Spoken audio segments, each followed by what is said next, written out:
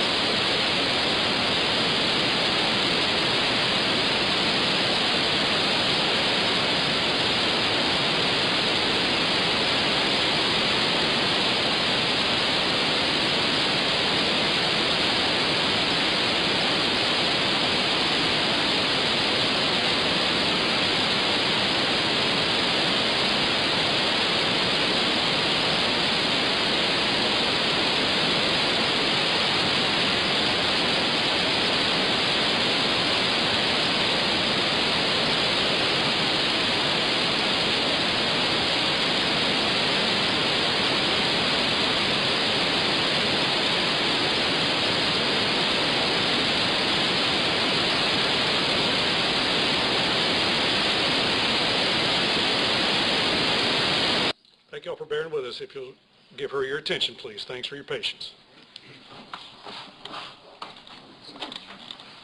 Okay.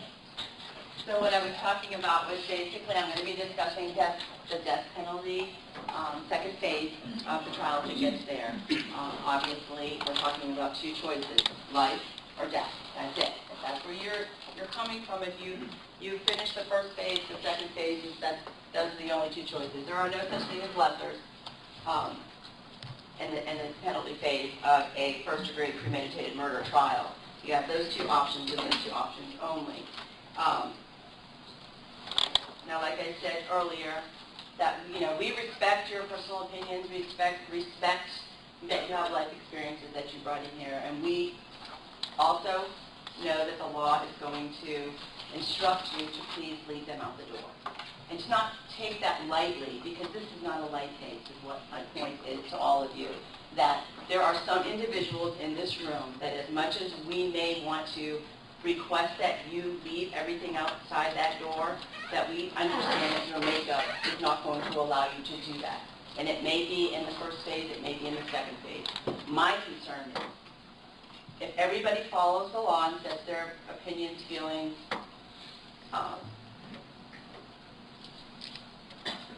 emotions outside that door, and they find my client guilty of first-degree murder, that you understand what the death penalty phase is all about. Okay. So that being said, I want to just go through everybody. And like I said, we're not apologizing here. We just need, we don't know how long it's going to take, but we need everybody to be candid, honest, okay, and not take it lightly, because this is just too big, okay? Mr. Gettler, how are you? Fine. Okay. Now, as much as you all have been sitting there watching us for the last week and a half, we've also been observing all of you. And maybe that makes anybody in this room or you, Mr. Gettler, feel uncomfortable or agitated, but I'm sorry, it's necessary, and we're not really trying to pry into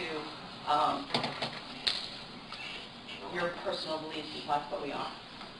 You answered a questionnaire when you first came the first day, right? Yes. You filled it out front to back, right? Yes. Openly and honestly answered those questions. Yes. Why do you think we had you do that? To see how I would react to certain instances in the case. Okay. And do you believe that you answered those questions honestly? Yes. Okay. Now, do you feel that you've changed any of those opinions since you've been listening to us talk? No. Okay. Do you think a first-degree murder case of a law enforcement officer is a case that you can go to the second phase and give Mr. Tisdale a fair trial if you've already determined premeditated murder in the first phase? I was sure that I would be able to up until you brought up the picture that would be shown. Unfortunately, now I'm having second thoughts. Okay. And the reality is it's not going to just be one picture. It's going to be, the state's going to prove their case through evidence, whether it be testimony or physical. And that's the reality. I knew that was going to happen. I knew that there was going to be evidence like that, but the way that you presented it to us just now kind of hit home just a little bit more. Okay. So you think you're going to navigate, you think that's going to affect your ability to decide the second phase if you do determine premeditated murder in the first phase? Unfortunately, at this point, yes. Thank you for your honesty.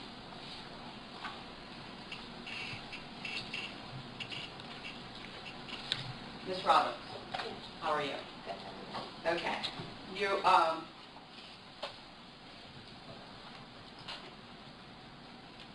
were an explorer? Okay. Explorers have to do with the sheriff's department, right? City. The city police you did with? Okay, how long ago was that? 3 years ago? 3 years ago? Yeah. Okay.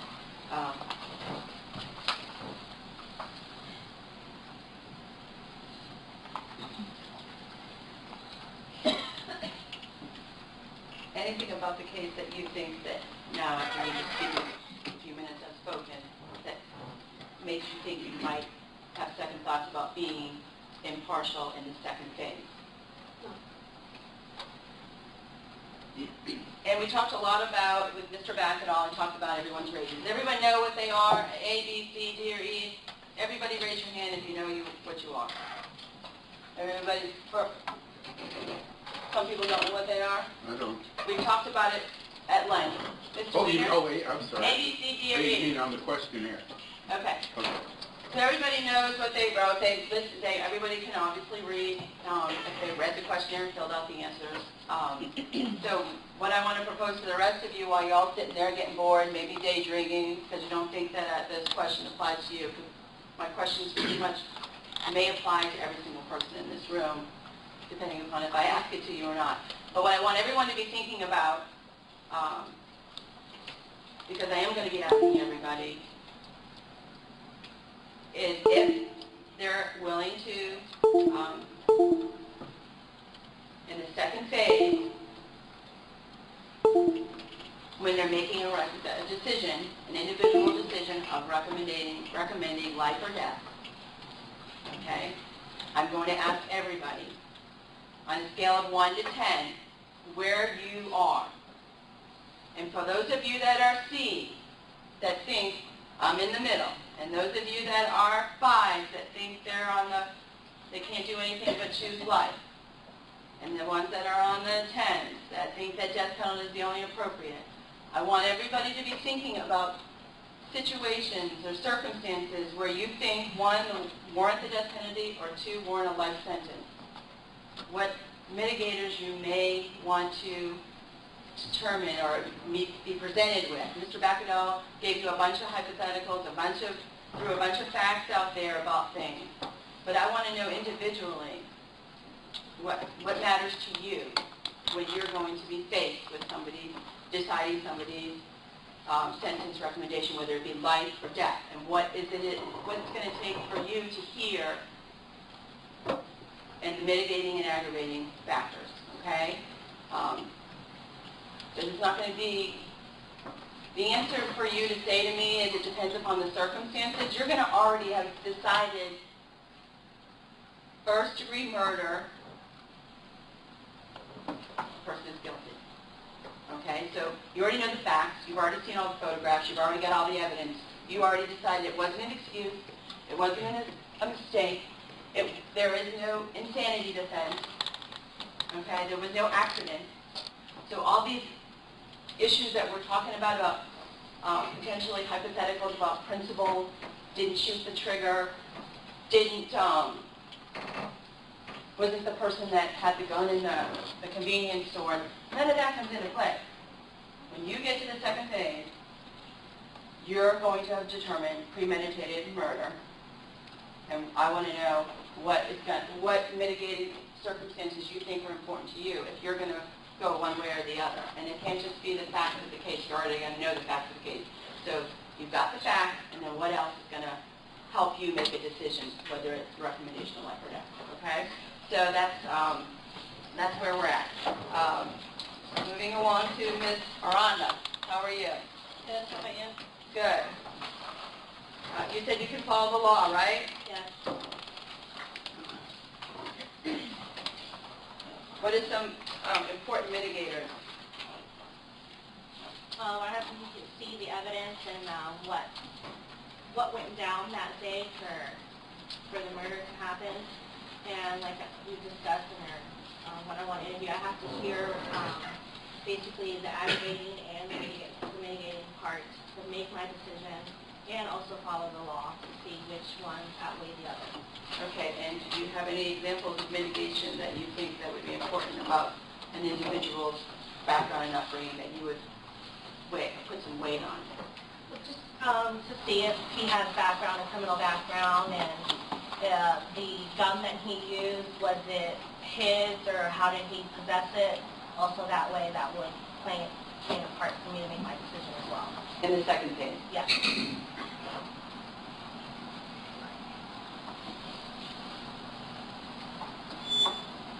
I think you said you were in the middle? Yes.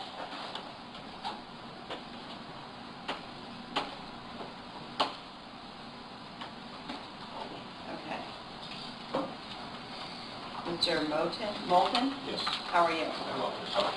I'm good, thanks.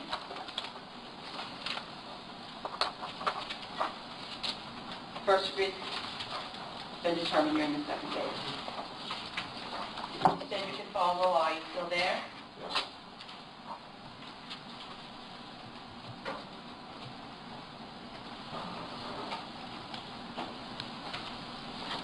Do you think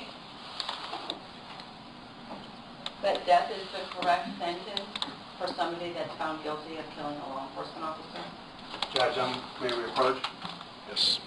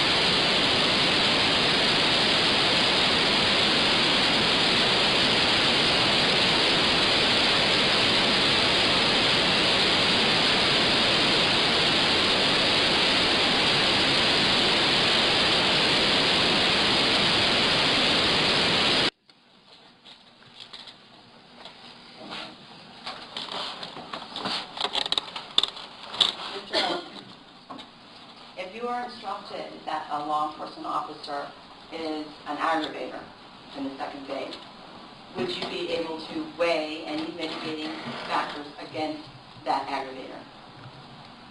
I would have to consider them, yes. You would have to consider, Any mitigators. Okay. and what kind of mitigators would you want to feel that would be important? Well, if there are any statutory mitigators, of course, but then outside of that,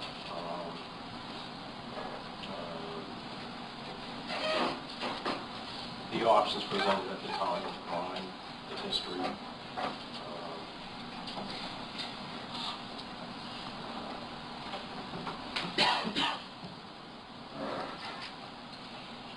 Would you ever consider a life sentence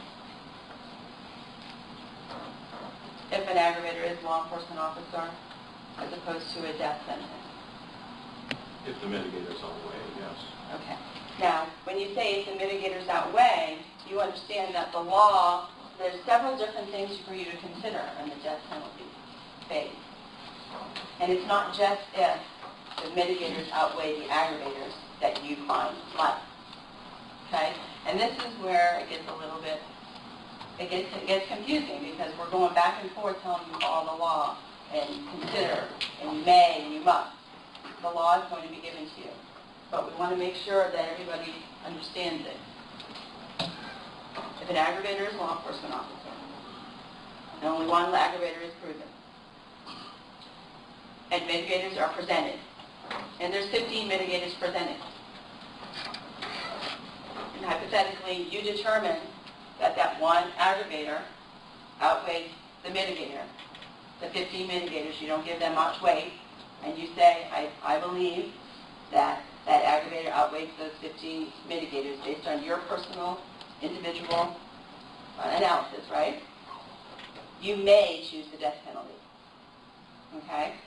Now, if you have that one aggravator, that law enforcement officer aggravator, and you have the 15 mitigators, and you don't think any of those mitigators weigh anything, or you think that that one aggravator outweighs those 15 again, you still are not required to choose the death penalty. You can still choose life. Do you understand that? If that is the law, then yes. The other part, the last part of the law is if the mitigators outweigh the aggravators, and if there's only one aggravator, there's law enforcement officer, then you must choose life. Okay, the only must comes in is on a life choice recommendation. Okay? The may comes in for death penalty, and even if you think that aggravator outweighs the mitigators, you still may choose life. That's the law. Okay? And could you choose life in a situation where the aggravator was a law enforcement officer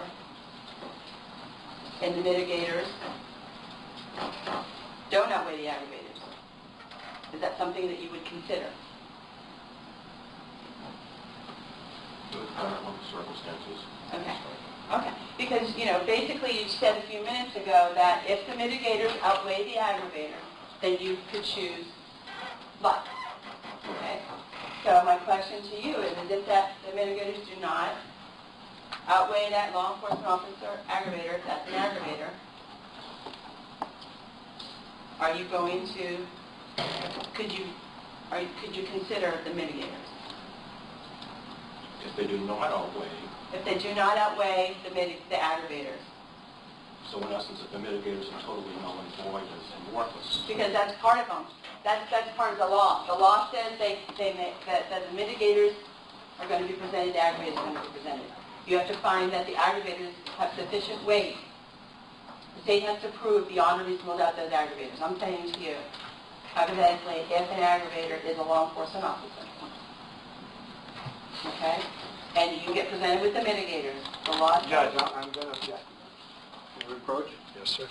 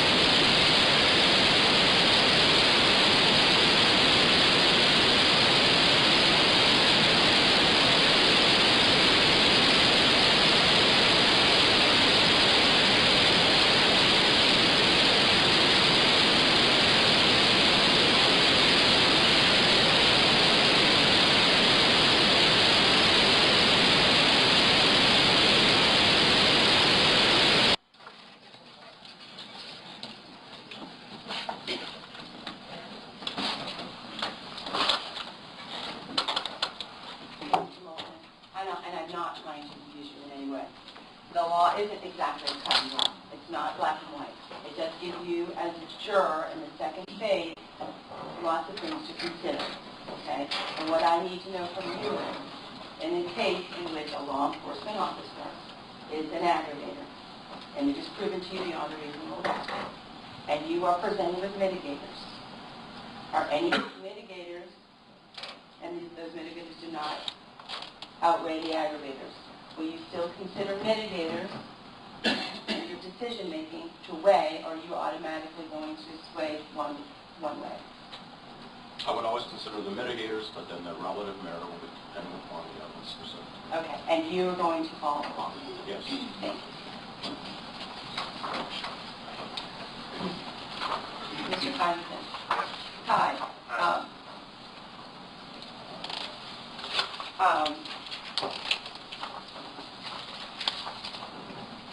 When Mr. Bacanal was talking to you, you said you're going to have a difficult time with the death penalty option, right? Yes. Okay. Just make sure you speak out. As much as I like to talk, I need to hear your responses so that it's recorded, okay? And that's okay. Nobody's going to fault you for thinking very strongly and making a difficult decision when you're making a recommendation, whether it be someone's life or someone's death. Okay? So when it comes to getting to that second phase, and you're getting the instruction on the law, and you have all these options to consider. That's what they are, they're considered. And you understand when the judge instructs you on the law and the death penalty phase, that he talked about the fact that only 6 jurors out of the 12 have to make a recommendation of life for it to be what? The recommendation to the court. It's 6 or more is a life sentence recommendation. 7 or more of the 12 is a death recommendation. Okay? So does that mean that everybody in that room has to be unanimous as to what their recommendation is? No. Okay. Different from the first phase, right? I mean, first phase, it's unanimous. So all 12 of you, as you sit there in that second phase, are going to start on a clean slate, right? Because you've all decided the guilt in the first phase. So now you're going to start on the second phase as to what does this person, what does this person to be sentenced should get. And that's when you have to just start weighing the mitigators and the aggravators. Okay? And you as an individual can recommend whatever you want to recommend. And at the end, when you put all the numbers together, of course you're still going to, as jurors, talk amongst yourselves as far as, you know, what mitigators you thought weighed this and what aggravators. But at the end of the day, you can still choose your individual vote. Okay? And that's the individual vote that gets counted towards the recommendation to the court. Okay? So do you feel that you can follow the law as instructed when you have all these choices to consider? That's right. You guys talked about emotions and stuff, and I think that could screw me a little bit. Okay. Okay. And like I said, emotions in the second phase and what's going on inside you, because it's an individual decision. Do you think that your thought process of the way you weigh a mitigator, say a mitigator of lived on the streets for 3 years, if that was to be presented to you and you're like, well, gosh, you know, that weighs a lot to me. Do you think that mitigator in your mind is going to weigh the same to, say, Mr. Kirby? Or do you think he's going to weigh it the way he feels and his makeup is, the way he thinks living on their own? Okay, so you're going to be able to dig inside of yourself and make your own, have your own thought process. Okay? That's why we need a diverse jury. We don't need 12 people that think exactly the same way, do we? Would that really matter? If we had all ones in the room, do you think we'd need everyone had the same opinion? No, right?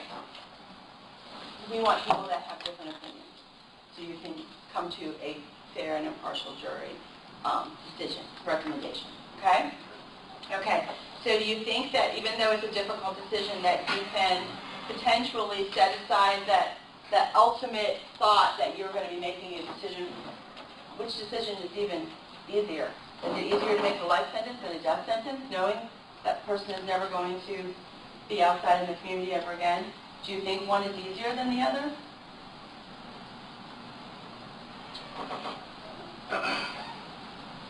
I guess, obviously death is worse to me. Okay.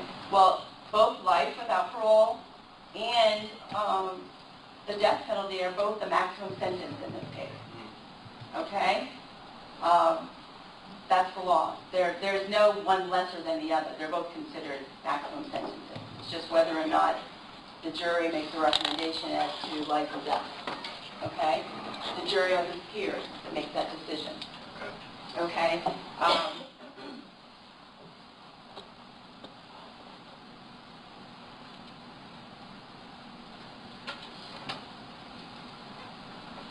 Do you think you can do that? No. Okay. Thank you. Mr. Kirby, how are you? Good, yourself? Good, thank you. Can you just tell us a little bit about what is the cart before the horse mean to you? That would mean that we're either making a decision before we know the facts or rushing to a conclusion, basically. Going somewhere before we have the proper means to do so. Okay, and do you understand why we have to do that? In this case? Well, we have to flip it. Yes, I would believe in this circumstance you want to make sure that people are unbiased, and in my experience, as you mentioned, a lot of people have a preconceived notion about how they'll respond in a certain situation, when in reality, when that event arrives, people a lot of times don't know even what to do, let alone actually respond the way they thought they would. Okay. So, I understand. Okay, and do you think that you could get to the second phase of the trial and be able to follow the law and consider all the options and make a recommendation? Absolutely.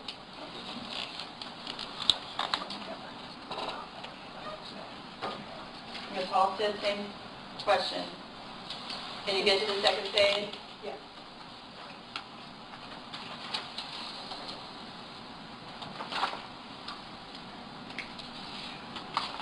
Ms. Grimes? Hi. Okay, not to focus it on your coach, right? Okay. I talked a little bit about in this penalty phase, you've already got all the facts, evidence, everything's been presented to you already. Okay. Now, you said you teach Spanish? Yes, ma'am. Okay. So you already get diversity in your classroom. You got some people that are good at catching on to the Spanish language and some kids that are just forced from their parents being there. And it's a college requirement or whatever, right? So, and some take it very serious and some take it very lightly, right? Okay. So you struggle with keeping everybody focused every day. Okay. And then after school you do cross-country coaching? Cross-country track. Okay. And when you, same thing, there's always kids also that, they're stars, they don't need to practice, they're always getting the best times, right? And then some kids that really work hard and they just never get to that level of athleticism as some of the other kids, right? Okay. So that's diversity, right? But they're all on the team, right? They're all in the class, right? Okay. So if you're chosen to be on this panel and you are at the second phase, knowing that it's a difficult decision to make, but you've already gotten past the law part, finding the person guilty. Okay, you're still, because like I said, I'm only here for death penalty right now. Cart before the horse. You are going to be able to take all those facts and circumstances that you've already been presented, the good, the bad, obviously you've found no accident, no mistake, premeditated murder, and you're going to be able to consider everything that's given to you, right? Is that a yes or a okay? Okay. Now you tend to touch your head a lot. Do you have migraines or am I giving you one? Yes or yes?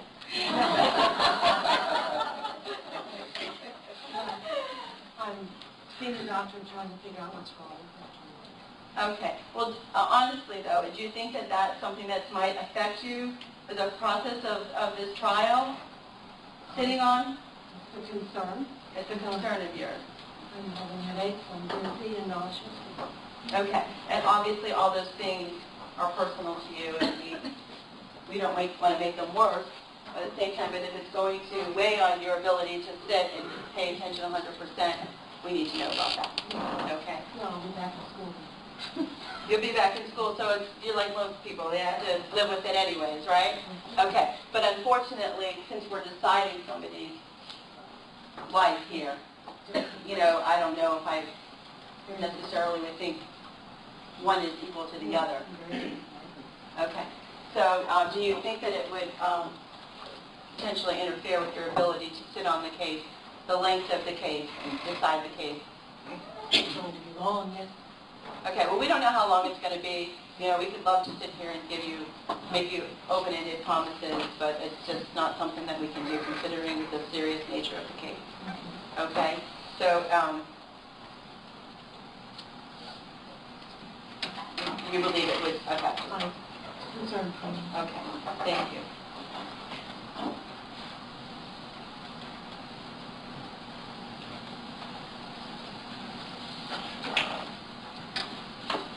Ms. Moriarty. Moriarty. Sorry, I like the way you said it. Setting aside the guilt phase, now we're in the penalty phase, you can follow the law, right? Everybody in the room can follow the law. I think I've heard that 100 times, if not 1,000, right? You can follow the law. It's an individual decision, right? Okay, you have no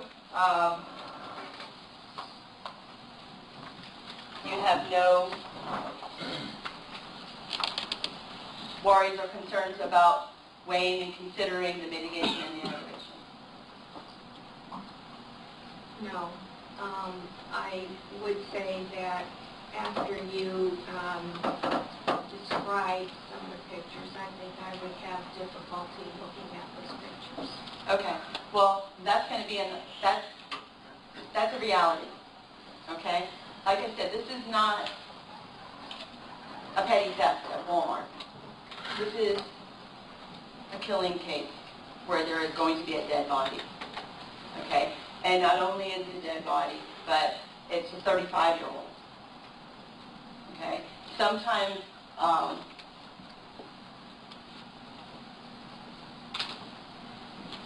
and when you get to the second phase, those factors are still going to be there fresh in your mind, okay?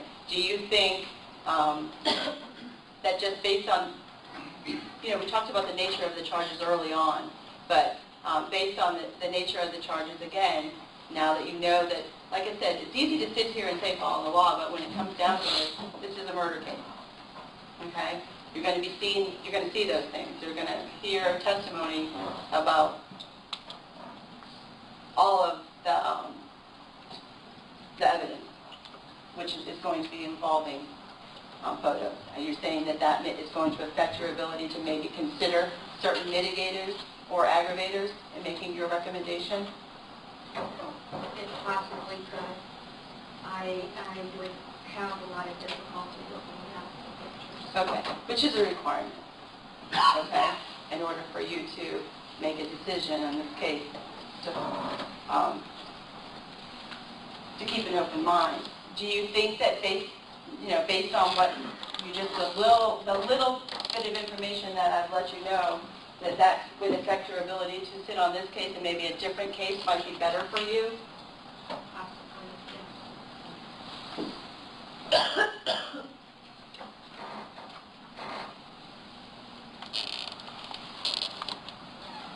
Thank you, Ms. Lloyd? Yes. Okay, same thing. You get to that second penalty phase. I know you can follow the law, but can you set aside your viewing of potentially a real, it's a horrific, murder is brutal, murder is horrible, the charges are a law enforcement officer. That obviously, if that were to be an aggravator, are you still going to be open to mitigation, or is that going to be it for you and you think that that's aggravator or not? I have to follow the law. Right. I have to do what I feel is morally right. And both sides must, present their cases without a doubt. Okay, well, in the penalty phase, beyond a reasonable doubt is in the first phase, right? Yes. Case don't have proven. If you get to the second phase, beyond a reasonable doubt, first degree premeditated murder, okay?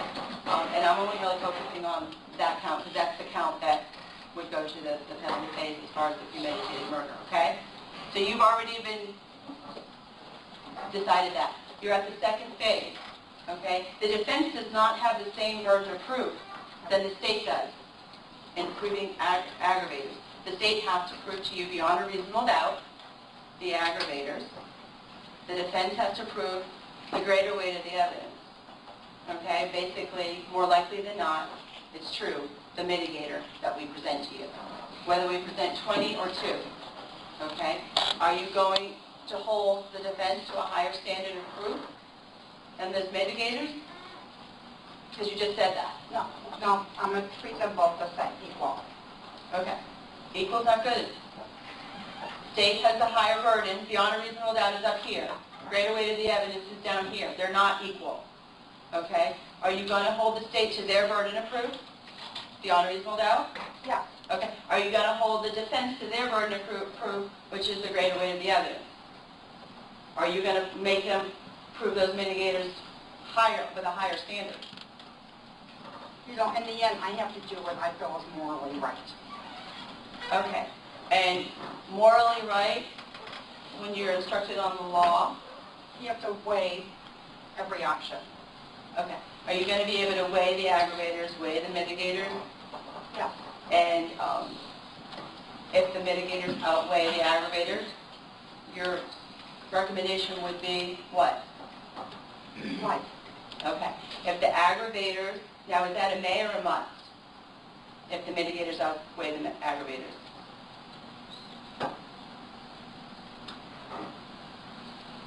This is the law. Following the law, I mean, if the litigators outweigh the aggravators, then I would say life. Okay. All right. And the law says you must choose life if that's the case. Okay. When you weigh it individually. Okay. But at the same token, you're going to consider the aggravators and weigh them against the mitigators. Yes. Okay. Thank you. All right.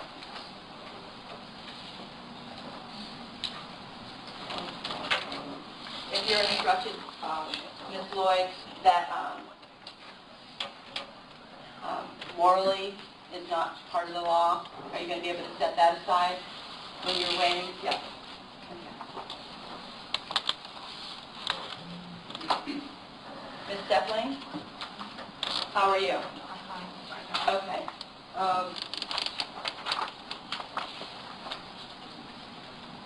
I remember originally you had said that it would be difficult for you in the second phase when you were faced with making a recommendation for the death penalty. It would be easier for you to recommend that, right? Okay. And then you came in, and Mr. Bacanal talked to you, and you said over the weekend you had time to reflect and think about it, and you now think that you could recommend the death penalty.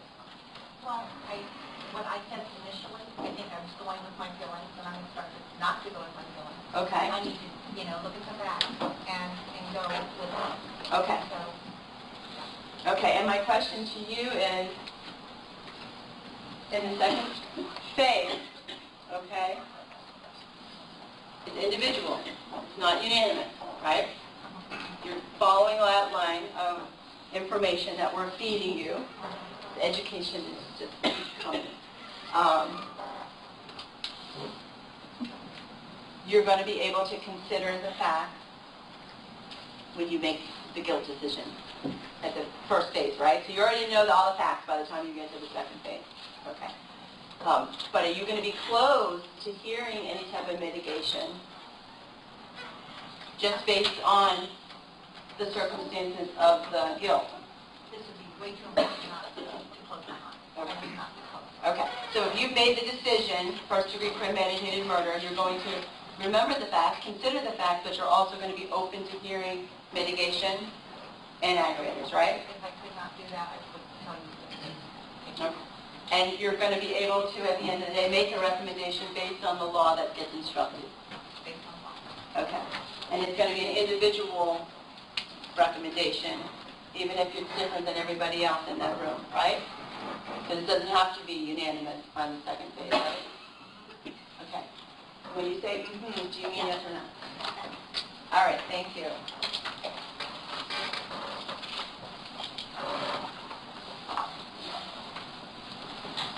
Mr. Graffiano. Graffinino? How are you? Very good. Okay, good. Are you comfortable with the cart before the horse right now? Okay. And you haven't made any preconceived judgment on the first phase? From the very beginning, I've been open-minded. We don't know the details of the case. All we know is that someone's dead. So all it comes down to is just learning the facts. And based off the facts, I can be open-minded. If this turns out that it goes to the second phase, I can determine, I can choose, I can take the mitigators, I can take the mitigators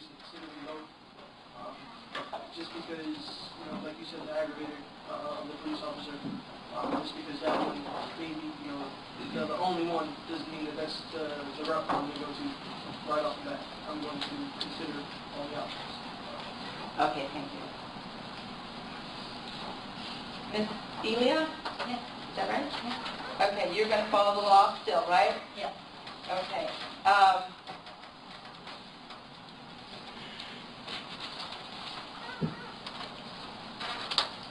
The whole issue with seeing pictures or whatever, that's not going to affect your ability to weigh the aggravators and mitigators in the second phase, right? No. All right, thank you. Ms. Martin, how are you? You're not good? No. What's up? Very sick. I spoke to the bailiff yesterday about my situation. I've been waiting for a time to do it when it's not in front of 100 people. But I've been out of work for 2 years because I have an autoimmune disorder that they're still trying to figure out. I'm currently on chemo pills once a week. I have vertigo and I suffer from migraines and panic attacks. And every day that I'm here, I'm getting sicker and sicker. And I just sit here, so I'm not doing very well. So I don't think I'm a very good candidate because I don't think I can sit here for 2 or 3 weeks. Honestly. Okay, we got it. Thank you. Thank you for your I'll talk to you about it in a few minutes, ma'am. That's brought it to my attention. Ms. Locke, how are you? You also said that you could recommend a death penalty. Okay. Aggravator is law enforcement officer, excluding you. You said you could recommend a death penalty. Could you also recommend a life sentence if the mitigators are there? Okay. And would you also consider the mitigators if your mitigators did not outweigh the aggravators? You understand the law says that you still can potentially choose and recommend a life sentence. You understand that? So there's only one must, and that has to do with choosing life, right? Okay. And you'll follow the law. Okay. Thank you. Mr. Trayer. I want to read you a little bit of the law, okay? And I want you to give me your take on what you think it means. Okay? Sir? You listening? Yeah. Okay. When you get instructed on the aggravators and the mitigators, which the judge has already given you the real legal words, we're kind of been paraphrasing a little bit, trying to explain in our own layman's terms, some better than others, meaning probably me. I'm not trying to confuse anybody. But part of the statute reads as this. Regardless of findings, neither compelled nor required to recommend a sentence of death. So that's part of the law that says in this penalty phase, when the judge reads you the aggravators definition, the mitigators definition, and then your recommendation. So it's regardless of your findings. Right. You're neither compelled nor required to recommend a sentence of death. What does neither compelled nor required mean to you? Well, as I understand life in general, when a police officer is involved, then the emphasis is put more on there being a death sentence rather than if it were someone who was not an officer. And depending upon the facts that would be brought out in the case, whether or not that would compel me to go with that general acceptance, I don't think that's what the law is saying. The law is saying that we're all equal, and if by the facts that are presented to me, I'm unable to have, as we could say, the seesaw or the scales tilt in the point of a death penalty, then even though the only difference is between being a regular, a normal, everyday person and a police officer, I would have to think that looking at them equally instead of putting more weight because it's a police officer. I understand why that might be there, but yeah, I think the law is basically telling us that we've got to adjudicate it equally as to, and therefore, if the only aggregate evidence is that he's a police officer, then it should not be treated with a lot more weight than under a normal circumstance. Okay, and maybe I'm not trying to confuse you, okay? But set aside the law enforcement officer. Okay. I mean, I can't set aside, I'm not saying set aside it completely, No, because I obviously this is the understand. case involving one. But for the purposes of the law, okay, the law is the same in any death penalty case. Should. Okay, it's not because it's a law enforcement officer that I'm reading that statute instruction to you. That's going to be whether it's a homeless guy, whether it's a clerk at the store, or a 5-year-old baby that was killed. Okay, Right. that you're gonna hear that language. Okay, Understood. the law enforcement part would be if it were an aggravator. Can you consider any mitigators just based on the fact that an aggravator of law enforcement was proven to you? Well, I can consider both of them, yes. Okay. But when you were saying it doesn't force me into one or the other by the compelling. Okay. Well, that's what I wanted you to explain to us. Was neither compelled nor required means you're not forced. Correct. Okay. And what I'm saying is that you're not forced or compelled to choose the death penalty. Correct. Ever. Correct. In Florida. That's the law. Correct. Okay. When we first talked, Yeah? I would have to say my belief was that I had to go one way or the other. Right. With the educational process that we were going through, I'm understanding now that it is no longer having to be,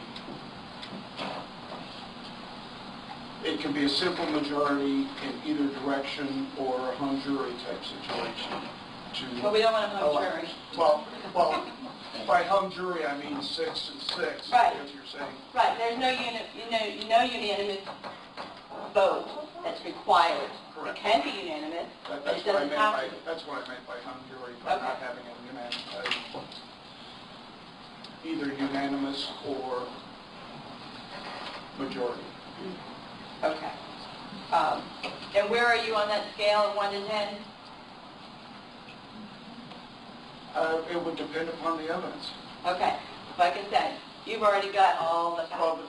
yeah, but I mean, we What- haven't got the evidence to decide Okay. what my Where you mind would be going toward in the penalty phase. Okay. So, but the evidence portion of the case is over, right? All right? You've already got to the phase now where you either have to recommend life or death. Correct. Okay. Aside from the evidence, are you open, if an aggravator is proven, law enforcement officer, Yes? to hearing any mitigation Yes. and to consider before you make that recommendation? Yes. Mr. Wick, Yes. can you tell us what you think neither compelled nor required to recommend a sentence of death means to you? You're not forced to make a decision.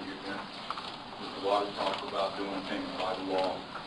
And in this case, you can ask for your opinion on the circumstances, on the evidence that's presented, and the mitigations that is presented. And you are to make a decision on those bases. Okay. And are you under the thought process that when you are you open to hearing mitigation? Yes. Okay. And are you an individual that's going to weigh mitigation maybe different than Mr. Stanley next to you? Do you think because of your makeup? Possibly, yes. Okay. And is that okay in that process? Yes. Okay. And you're still following the law, right? Correct. Okay. Thank you. Ms. Stoudemire? Stoudemire? Stoudemire. Okay. What are your thoughts on nor compelled? Neither compelled nor required. Are you comfortable with that in the case? Yes. Okay. You can follow the law? Yes.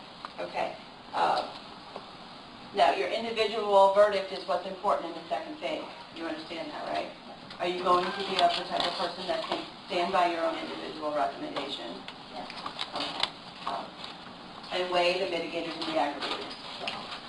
Are you open to listening to mitigation if an aggravator is law enforcement officer?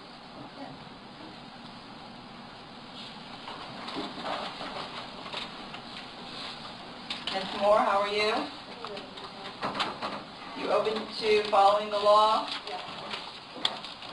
And making an individual finding, weighing the aggravators and mitigators in the penalty phase if we get there? Yes. Thank you. Mr. Roderick? Yes. Roderick, how are you? Fine. You are our foreperson from another trial, right? Yes, ma'am. Okay. This is a little bit different than the average case, right? Yes, ma'am. Okay. I was listening to you originally when you were speaking. Are you open to mitigation in the second phase of the trial if we get there? Yes, ma'am. Okay. And do you think if an aggravated law enforcement officer is proven to you beyond a reasonable doubt that that mitigation is something you would shut out, or would you still be considering it? I would be considering it.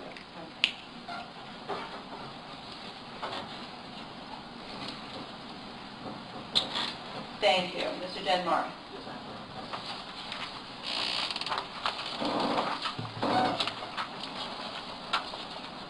Where are you on the scale? 1 to 10. I mean, to be honest with you, it's probably about the middle.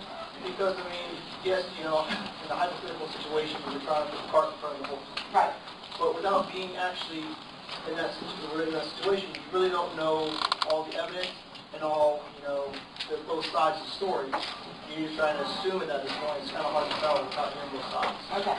Well, my hypothetical is pretty simple. You found somebody, Mr. Tisdale, you can put in whoever you want. You can put in, you know, Charlie Brown, I don't care.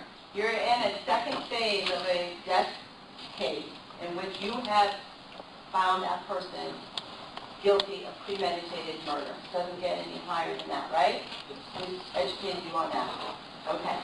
The only two options you have going into the second phase is life or death.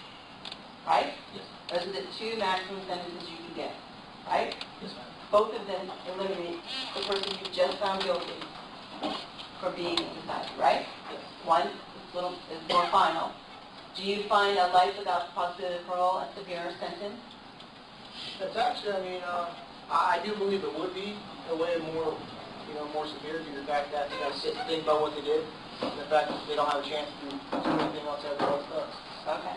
And if an aggravator was proven to you, law enforcement officer, would that outweigh any mitigators for you, or would you still consider mitigators? I'll still definitely consider them because, I mean, even though it's a law enforcement officer, every person's equal. I mean, whether they would have a badge or, you know, they work at a Subway shop, everybody's equal to them. Okay. Does anybody disagree with that line of thought? Based on law enforcement? Okay. Who raised their hand? Everybody's equal? I'm sorry, that's Mr. Wiener. You said everybody's equal. That's You're asking if that's what he said. Do you agree with everybody's equal when it comes to law enforcement officer? No. You think law enforcement officers, based on their profession, they should be given... No. I believe they put themselves out there, so they're in danger, and they should be able to protect themselves in that vein. That's what I'm talking about. Right. And Mr. Denmark, you don't disagree with that, do you? Or do I you? mean, I ain't trying to say, you know, they're not better than everybody else. I'm just saying a life is a life. Right. I mean, it doesn't matter if you have a badge or not have a badge. It's still a life. And then tell me if I'm wrong in paraphrasing you. You're not saying that you're saying that everybody's life is valuable. Yes. But the law affords law enforcement officers, they're putting themselves out there, that they should be given a little bit of respect, and their safety, it matters, doesn't it? Yes. Okay. So that badge does mean something. That's why we follow the law. And Mr. Baccadell talked about that, following the law and how society would be if we didn't have laws to follow, right? And they had to worry every time they pulled somebody over or went to a call, you know. So that's why the law does afford them special credence in that, okay? Okay, but you're saying that just in the hypothetical on this case, that if it gets to the second phase, you are going to be open to listening to mitigation if the aggravator is law enforcement officer. That's not going to be the deciding factor for you. No, that would not be the Okay, you would still be open to consider mitigation. Yes, ma'am. Okay. Do you understand that, Mr. Weiner? You're comfortable with that? Yes. Okay. All right. And I wanted to, and I know everyone has. Okay. So we're I'm now... sorry. Your name? Tavito. Mr. Tavito? Yes, ma'am. So we're now to assume that a law enforcement officer's life is in this hypothetical situation carries no greater weight than maybe a child would? Nope, I'm not saying that at all. I'm just trying to understand it so I understand it. I'm trying to find out your opinion. Because emotionally, in my opinion, I think as a father, if it were one of my children, Right. and I was on the outside, Right. you know, in my brain, not being a juror now, in the real world, it would make a difference to me. Okay. When you get to that second phase. Now remember, you're at the second phase. That's what I'm talking about. And whether if it makes a difference to you personally when you're considering mitigation, if the aggravator was proven that a law enforcement So I officer. really, I would agree to weigh, Okay. okay, because I'm right in the middle. Yep. It's a heavy burden. Yep. Okay, and I'm not going to sit here and tell you or anybody that I'm going to make that decision right now. It almost seems like that's what we're asking. You know, right this second, are you going to give you a yes or no whether I'm willing to make a decision on life or death right now? I will not say that. I will tell you, I'm in the middle. Yep. I do believe that law enforcement does, you know, in life, Right. okay, they serve and protect. Right. I don't necessarily agree with everything that takes place. I don't agree that they're always right. Right. But now we're in this phase, and I have to listen to them both. I'm in the middle. Right. I mean, I can't give one or the other. And you know what? I probably 99% of people in this room agree 100% with what you're saying. Okay. What we're trying to do, and that's why it's the cart before the horse. Okay. But in order for us to understand how passionate you are, your feelings, we're trying to get a fair and impartial jury for this case, okay? So when we say if an aggravator is proven, law enforcement, is that going to weigh on your scale? Are you going to be like, yeah, if the aggravator and law enforcement is an aggravator, if it's proven to me, I'm gonna really be swaying towards this way, and I'm not going to be as open-minded to listen to mitigators. That's what we're trying to find out.